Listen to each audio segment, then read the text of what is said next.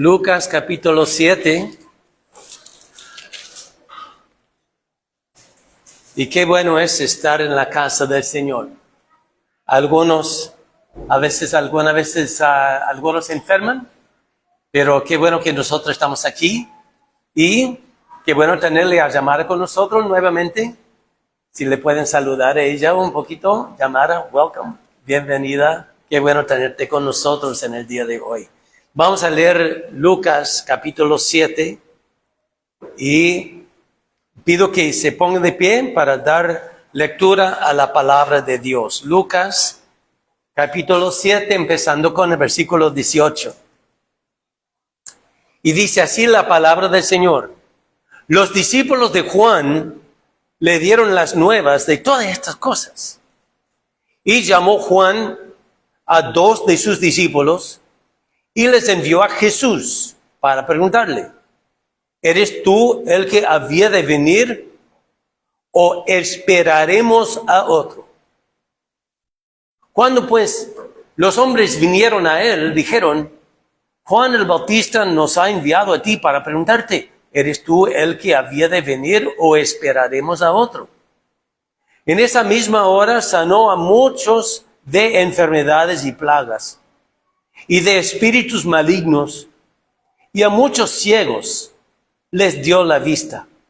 Y respondiendo Jesús les dijo: id y haced saber a Juan lo que habéis visto y oído. Los ciegos ven, los cojos andan, los leprosos son limpiados, los sordos oyen, los muertos son resucitados, y a los pobres es anunciado el evangelio. Y bienaventurado es aquel que no haya tropiezo en mí. Lo que acabamos de leer es la palabra inspirada por Dios, guardado a través de los siglos, para ver las experiencias y momentos que Jesús, nuestro Señor, tenía con la gente. Y hemos escuchado palabras que salieron de sus labios. Es la palabra de Dios, ñande yara ñe, recíbenlo como tal en sus corazones. Señor, gracias por este hermoso día. Padre, por los hermosos testimonios, por tu fidelidad, de cómo tú apoyas a los que están sufriendo para darles aliento y esperanza.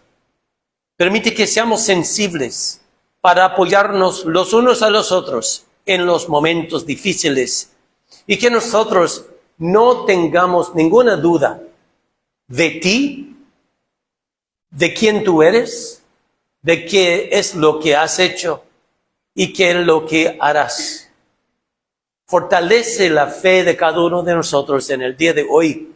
Te lo pido en el nombre de Jesús. Amén. Pueden tomar asiento. De muchacho teníamos campamentos de jóvenes. Y esos campamentos eran muy especiales en nuestra formación espiritual. Íbamos a un lugar lejos de casa, en la naturaleza, en un lugar rústico, pero ahí nos divertimos mucho, había mucho recreo, pero también mucha enseñanza bíblica.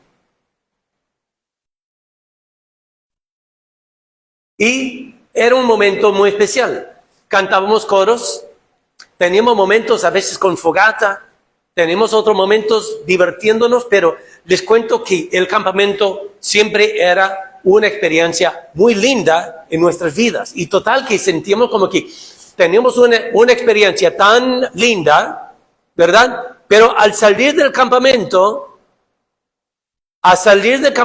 volvíamos a casa y sentíamos que, pues hemos vuelto al mundo real. Y era como una altura, ir a un campamento y bajamos otra vez a la vida real. Y entonces tuvimos que asimilar eso. ¿Cómo es posible que puedo tener un encuentro con Dios tan lindo durante un campamento o durante un retiro y después volver al mundo cotidiano? ¿cómo puedo conservar esa relación con el Señor? Porque de verdad en la juventud a veces sentía como que perdíamos una bendición cuando volvíamos a casa. Interesante el asunto. Y es posible en esta vida tener una linda experiencia con Dios que te da asombro y gozo solo para perder esos sentimientos después. Y curiosamente, en poco tiempo, podemos olvidar algo que Dios ha hecho en nuestra vida por los problemas que estamos enfrentando en este momento. Esto parece ser lo que le pasó a Juan el Bautista. Ante una gran multitud, nadie menos que Jesús vino a ser bautizado por él. Y en ese momento, Juan el Bautista vio el Espíritu Santo descender sobre Jesús como paloma. Él escuchó la voz de Dios diciendo, este es mi Hijo amado, a él escuchad. Pasaba diciéndole a cualquiera que estaba dispuesto a escucharle, este es el Cordero de Dios que quita el pecado del mundo.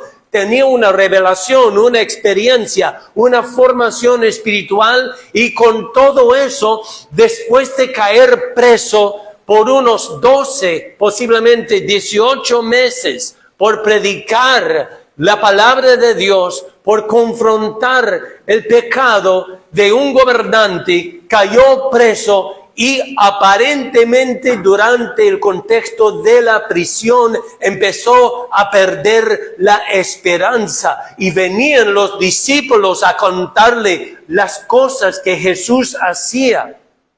Posiblemente le comentaron sobre el hijo de la viuda de Naín que Jesús resucitó. Quizás le contaron sobre la sanidad del siervo de un centurión o los otros múltiples milagros que Jesús había hecho. No obstante, escuchar de lejos no le alimentaba aparentemente como él necesitaba, porque parece que empezó a dudar y perder la esperanza y la confianza en el Señor Jesús. Estaba lejos de Capernaum, estaba lejos del mar de Galilea, estaba en una fortaleza, en un lomo, una colina, que estaba a unos 7 kilómetros al este del Mar Muerto. Ahora, si puedes imaginar la tierra prometida, el Mar Muerto queda por aquí al sur, el Mar de Galilea al norte.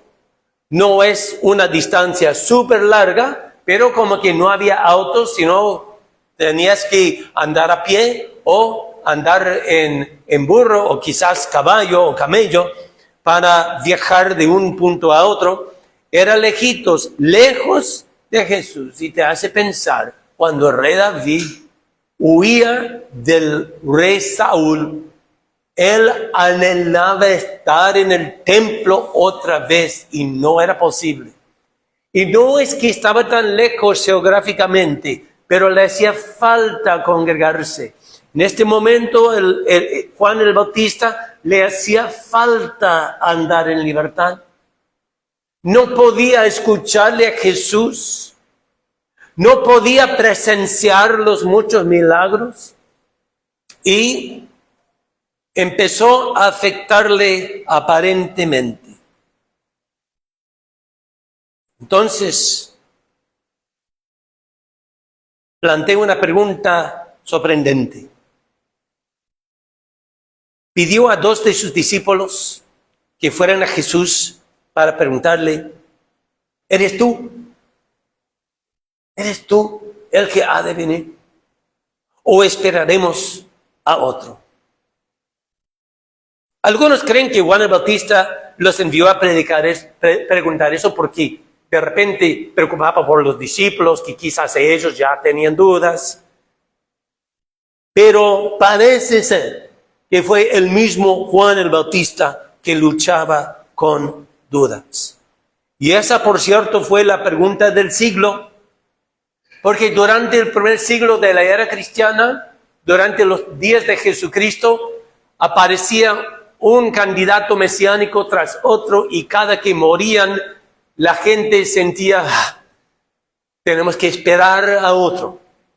Se levantó otro por ahí, empezó a tener adeptos que le seguían, pero después moría o pasaba algo y dijeron, ese no fue, hay que esperar a otro. Y Juan el Bautista había presenciado todo ese proceso porque según los eruditos eran muchos que pretendían ser el Mesías en el primer siglo. Y Cristo dijo que aún después de él vendrían muchos en su nombre diciendo que ellos son el Mesías pero son mentirosos o engañados. Y así fue la pregunta del día. ¿Eres tú o esperaremos a otro? ¿Cómo pudo llegar el apóstol Juan a ese punto de dudas?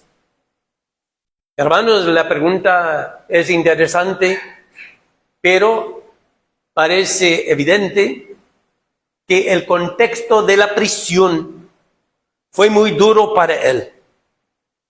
En el año 2016, en el país de Turquía, un misionero que se llama Andrew Brunson, después de pastorear una iglesia en Izmir, Turquía, por 23 años, de repente cayó preso después de un atentado al gobierno que fracasó. Él fue arrestado con 21 otros prisioneros en una celda que tenía espacio para 8. Todos los demás eran musulmanes. Y este pastor misionero sentía mal porque en ese contexto dejó de sentir la presencia de Dios. Y sintió mal porque él pensaba en los testimonios, en hechos que cantaban en la cárcel y él no cantaba.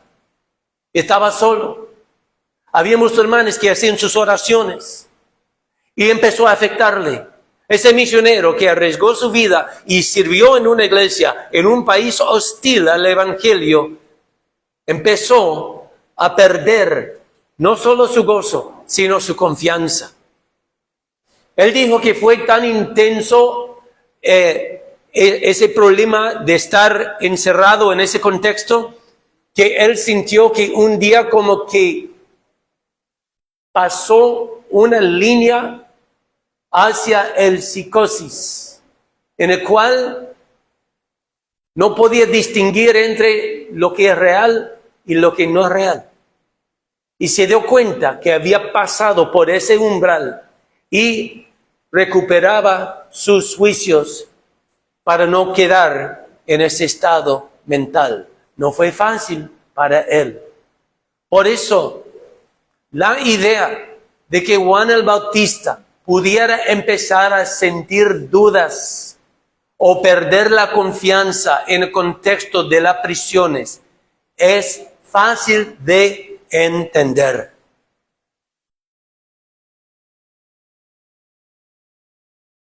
Quizás tenía unas preguntas. Dijo que vino a libertar a los cautivos. Pues, ¿yo y qué? Sigo siendo cautivo. ¿Dónde está Dios? ¿Y qué de la independencia de Roma? ¿Hasta cuándo vamos a estar bajo el pie del Imperio Romano? No ha hecho nada. ¿Y por qué no predica más juicio? Él está siendo muy misericordioso con los pecadores. ¿Por qué demora? Y es parecido a lo que encontramos en los Salmos.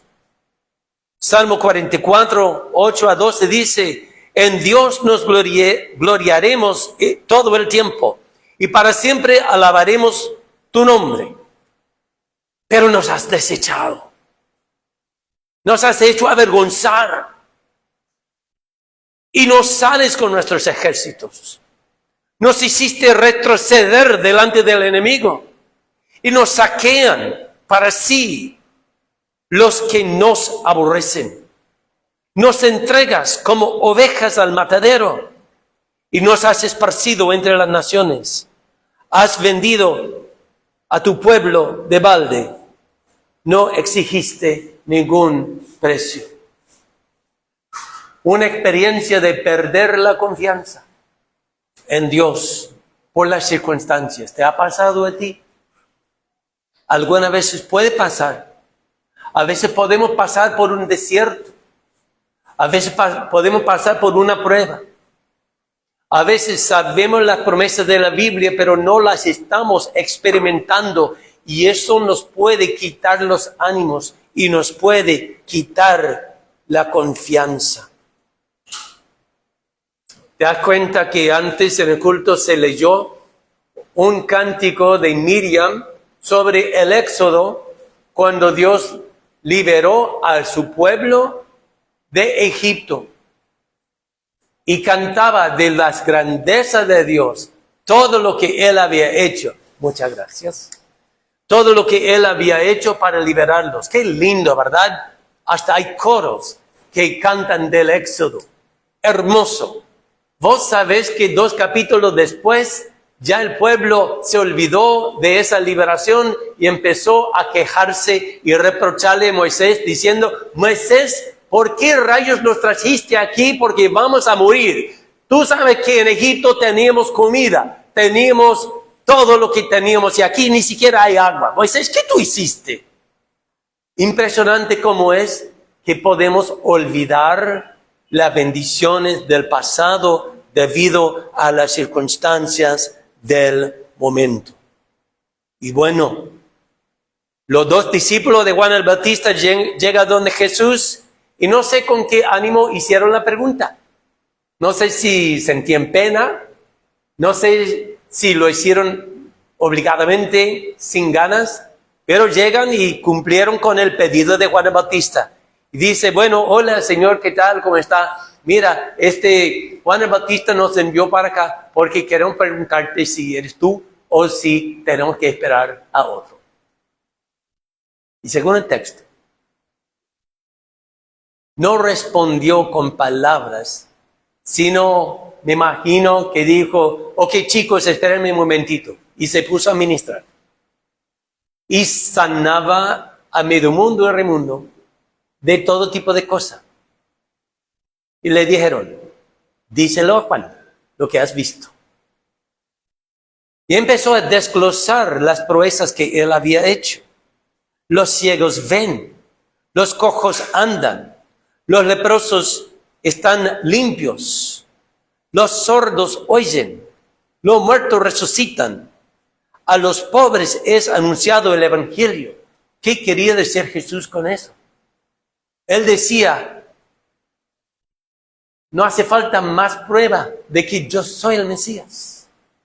Estoy cumpliendo todo lo que profetizó en Isaías, de sanar, de liberar a los cautivos, de sanar a los ciegos, de sanar a los cojos, y también liberaba a la gente de los demonios y manifestaba su poder constantemente cada vez que ministraba y anunciaba el evangelio a los pobres. Si decimos nosotros, ¿y nosotros qué? ¿Oramos por los enfermos? Sí. A veces mejoran, a veces se sanan, pero no 100% del tiempo. ¿Sabe por qué? Porque es Jesús que es el Mesías, no yo. Ninguno, ni siquiera los que se dedican a ministerios de sanidad, sanan el 100% del tiempo como Jesús y los apóstoles. No es que Dios no pueda. Dios lo hace cuando Él quiere. Hay que orar con fe. Pero toditos los milagros del Nuevo Testamento es para romper con la dureza del corazón de aquellos que no quieren creer. Cada que tú lees las historias de la sanidad de Jesús, estás viendo evidencia de que los evangelios dicen a gritos que Jesucristo es el Mesías, el Hijo de Dios, el Salvador del mundo, el Cordero que quita el pecado del mundo, de todo aquel que se arrepiente de sus pecados y pone su fe en Él. Y la gloria sea para Dios. Él es el camino, la verdad y la vida. Y después de desglosar toda la evidencia de su identidad como el Mesías, después dice algo interesante en el versículo 23. Bienaventurado es aquel que no halle tropiezo en mí. Un tropiezo es algo que te descuadra. Si estás caminando es algo que por poco te hace caer. La palabra tropiezo, interesante, ¿verdad? Viene de la palabra griega escandalón. Escándalo es un evento que te sacude y que hace que algunas personas pierdan la fe. Y lo que él está diciendo cuando dice tropiezo, él está diciéndole a cualquiera, no dejes que las circunstancias te descuadren. No dejes que las circunstancias te hacen dudar de quién soy yo y qué he hecho yo. Puede haber circunstancias de distintas formas. Un hijo de un pastor pasa a estudiar en la facultad. Era un excelente estudiante. De hecho, en su examen para entrar a la facultad, él pasó todos los exámenes total que le dijeron, no te hace falta tomar clase de primer año, tú vas al segundo año en adelante. Se graduó de la facultad Universidad Brown en 3 años. Tan inteligente ese chico. Pero durante todo tiempo en la Universidad Brown, él se puso a conversar con un deísta, que es un teísta. Un teísta es alguien que cree en Dios, pero piensa que Dios nos ha abandonado totalmente, que no le importa lo que hacemos, que estamos libres para hacer lo que nos da la gana. Puede ser que un contexto académico, un contexto filosófico, un problema que no te soluciona, alguien que te traicione, alguna adversidad, te hace perder la confianza en Dios. Y Cristo te dice a ti, si estás pasando por algo de ese índole, Él te dice, bienaventurado es aquel que no hace tropiezo en mí.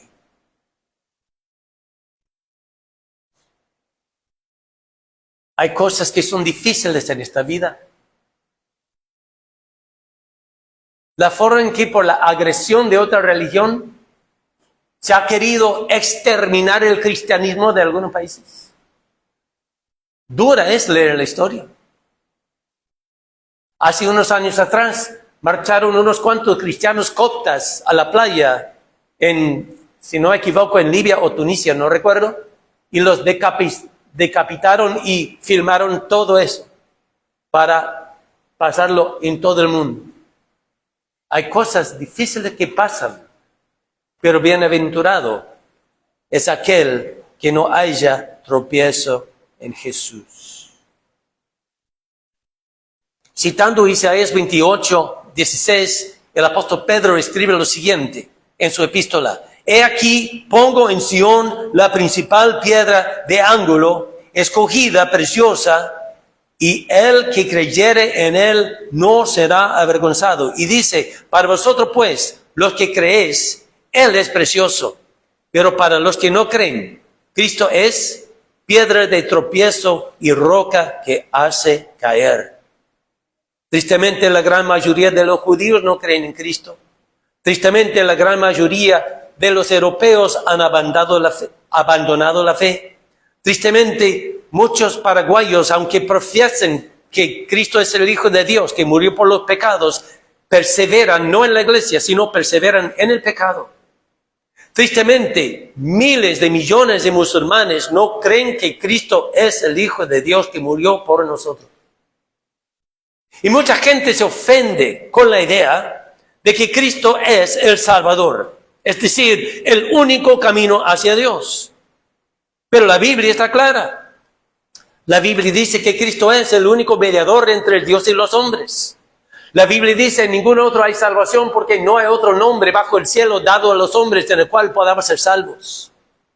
En el nombre de Jesús, la Biblia revela que en el nombre de Jesús Toda rodilla se doblará y cada lengua confesará que Jesucristo es el Señor para gloria del Padre. Y esta es una referencia directa al libro de Isaías, el cual dice que toda rodilla se doblará ante Dios, Jehová. Y aquí está diciendo claramente que Jesús es Dios hecho carne.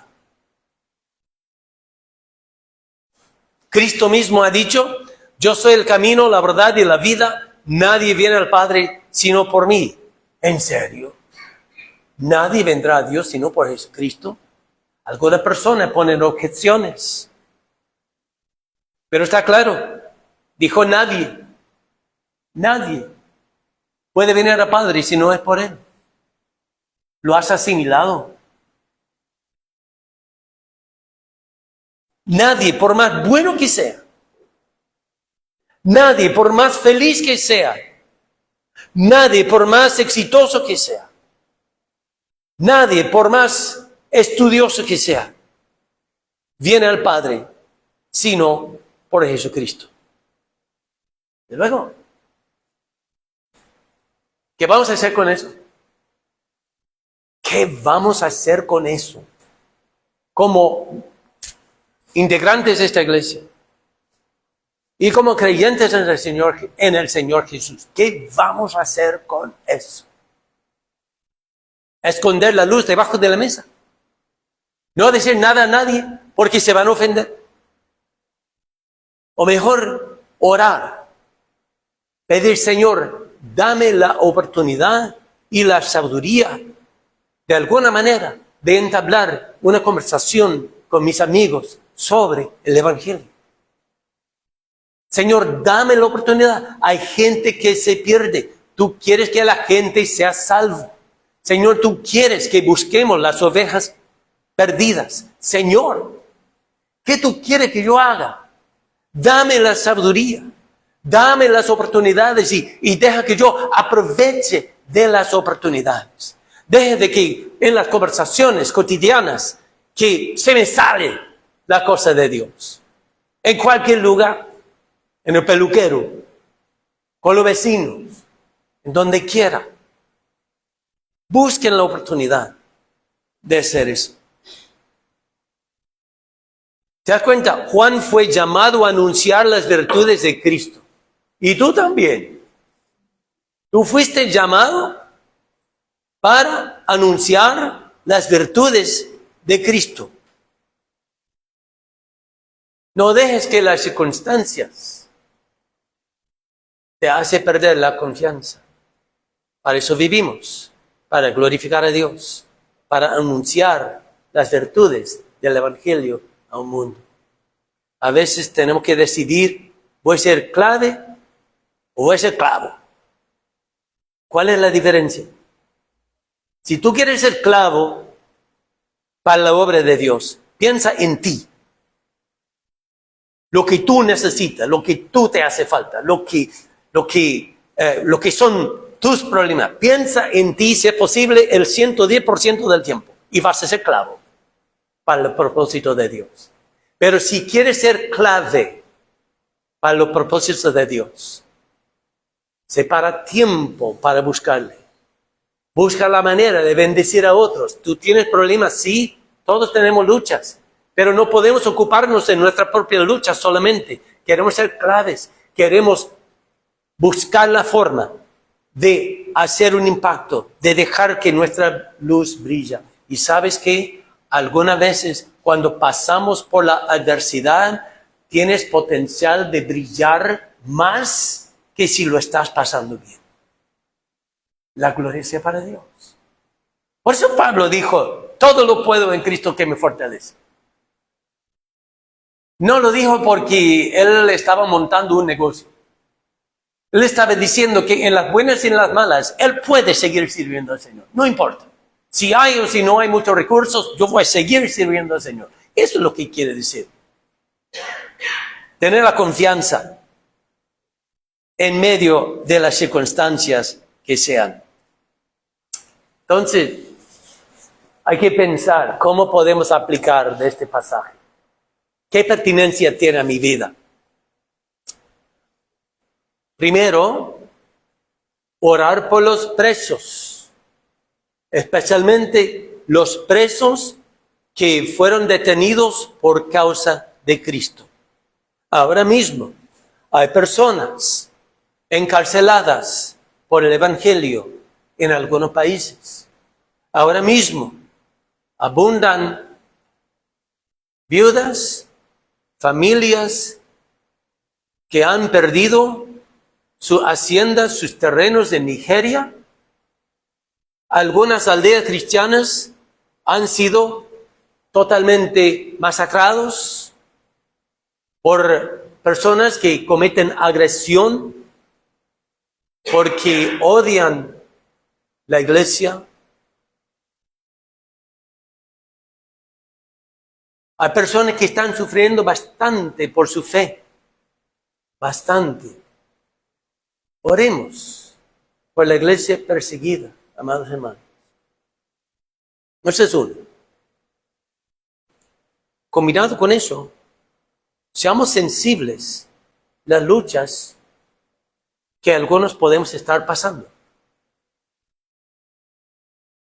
Porque algunos de ustedes están pasando por una valle, por una dificultad. Entonces, para eso estamos. Para apoyarnos los unos a los otros. Y esta es una aplicación, recordar los presos. Otra cosa, tengo un chorro de cosas que puedes hacer. ¿Están listos para la segunda cosa? Únete a un grupo de oración. Ahora tenemos dos, solamente dos. Uno, los martes en kilómetro 8, que recién se empezó. Otro, los miércoles. Y pasamos anunciando dónde. Esta semana es la casa de la hermana Rosa. Otra semana, pues, vamos a estar anunciando. Es una oportunidad. Hermanos, si puede mantener un poco los ojos en el Señor. Si podemos mantener el asombro del hecho de que podemos encontrarnos para orar. Si podemos tener consciente, presente, que Dios es grande, aquel que liberó los hebreos de Egipto. Es el mismo Dios. Hace falta que estemos encontrándonos para orar encarecidamente, con fervor y con fe, los unos por los otros. Muchos de ustedes tienen quebrantos. Esa es una oportunidad de unirnos en oración como la iglesia primitiva, en las casas, orando los unos por los otros y también revisando las escrituras juntos. ¿Y sabe qué más? También puedes invitar personas que tienen sed de Dios a que vengan a esas reuniones. Y mi deseo es que Dios bendiga mucho estas reuniones, pero requiere que separes el tiempo para estas cosas. Yo no estoy diciendo que todos tienen que ir el martes y el miércoles. No, escoge el día que quieras. Y está bien, pero hagámoslo. Hagámoslo con fe. Eleva tu compromiso. Y también aprovecha de momentos de evangelizar. Una manera es a través de las amistades que tienes en el lugar que sea, con los vecinos, en donde sea. Háblales de Dios, invítales, cultiva la amistad. Tienes muchos amigos, entonces aprovecha de esta oportunidad para entablar conversaciones sobre Dios y también cuando sientes que es apropiado, le invitas a que venga el domingo o a un grupo pequeño. Esa es otra cosa que puede ser. Y hoy, a las 17 horas, algunos vamos al lago para hablar con la gente. Algunos de ustedes les encanta hacer eso. Otros les da una reacción alérgica. Pero no hay problema. Si es que lo haces así, como hablando en el lago o a través de las amistades, lo importante es que estemos hablando. Porque cuando hablamos de la cosa de Dios, estamos dejando brillar nuestra luz. Cuando estamos manifestando preocupación por la gente, estamos brillando nuestra luz para la gloria del Señor. Permítame orar por ustedes. Padre nuestro que estás en los cielos, santificado sea tu nombre. Como nos has enseñado a orar, oramos. Que venga tu reino, oh Señor. Los problemas que hay en el Paraguay, en el mundo entero, los conflictos, los problemas, la persecución en tantos países. Señor, las guerras. Oramos, Señor, por las naciones. Venga tu reino. Hágase tu voluntad, como en el cielo, así también en la tierra. Es un pedido grande que tiene que empezar con nosotros. Y Señor, queremos confesar nuestros pecados delante de ti. Queremos confesar que nuestro compromiso no es siempre lo que debe ser. Confesamos que a veces no nos unimos para orar con fe y con fervor. A veces te dejamos a un lado. A veces nuestra agenda le damos más importancia que lo que es separar tiempo para servirte. Confesamos que a veces escondemos la luz debajo de la mesa en vez de colocarlo en un pedestal para que brille en el mundo. Pedimos misericordia. Pedimos tu perdón. Y oramos, Señor, por algunos que están aquí, que están pasando por dificultades. Se pueden identificar con Juan el Bautista, que las circunstancias de hoy les hace olvidar de las bendiciones de ayer. Levanta y restáurales a ellos, Señor. Te lo pido en el nombre de Jesús. Amén. Vamos a estar de pie para cantar un coro muy lindo.